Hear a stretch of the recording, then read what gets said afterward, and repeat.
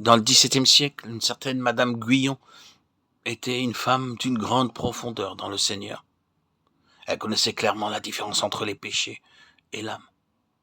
Bien qu'elle ne l'expliquât pas de la même façon, ses expériences toutefois confirmaient cette différence.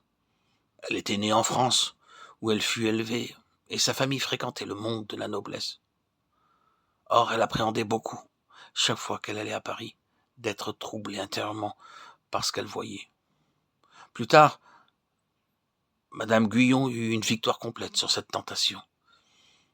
Elle avait cependant une autre crainte, c'était de se regarder au miroir, car elle était d'une telle beauté que plus elle se regardait au miroir, plus elle en était consciente.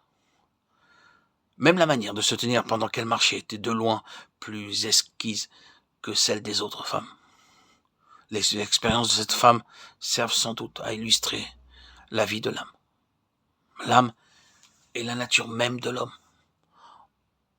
En croyant au Seigneur et en vainquant ainsi les péchés, l'homme peut entrer dans le ciel, mais en purifiant l'âme par le fait qu'il met de côté la vie de l'âme, l'homme peut entrer dans le royaume. La raison pour laquelle Dieu ne veut pas que nous nous habillions trop à la mode, que nous mangions trop délicatement ou que nous nous habitions trop luxueusement dans cet âge, c'est pour que nous ne soyons pas contaminés par le monde, parce que toutes ces choses ont été corrompues par lui. Qu'il est facile pour nous d'entrer dans le moule de ce monde à travers la façon de nous habiller, de manger ou de vivre. Mais quand viendra le royaume, nous pourrons apprécier plus pleinement la beauté de la nature, d'autant plus qu'elle ne produira en nous que davantage de louanges à Dieu pour sa puissance créatrice. Oui, en ce jour, nous pourrons même nous apprécier plus car nous réaliserons que ce que nous sommes devenus est le résultat du salut de Dieu. Et par conséquent, ceci tirera de nous plus de louanges pour lui dans le royaume. Satan sera lié et emprisonné et la justice régnera sur la terre. Lorsque le Fils de Dieu était sur cette terre, la croix était la seule chose qu'il possédait. Tout le reste était emprunté.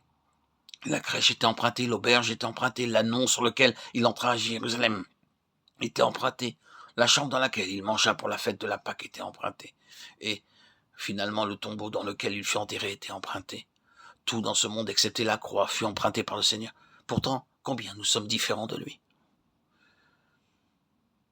Il est certain que tous ceux qui triomphent des péchés entreront dans le ciel, et tous ceux qui triomphent du monde entreront dans le royaume. Dieu nous appelle à renier le monde et à chercher le royaume, à haïr la vie du moi et à aimer le royaume. Nous ne sommes pas de ceux qui se retirent pour se perdre, mais de ceux qui ont la foi pour sauver leur âme. Hébreux 10, 39.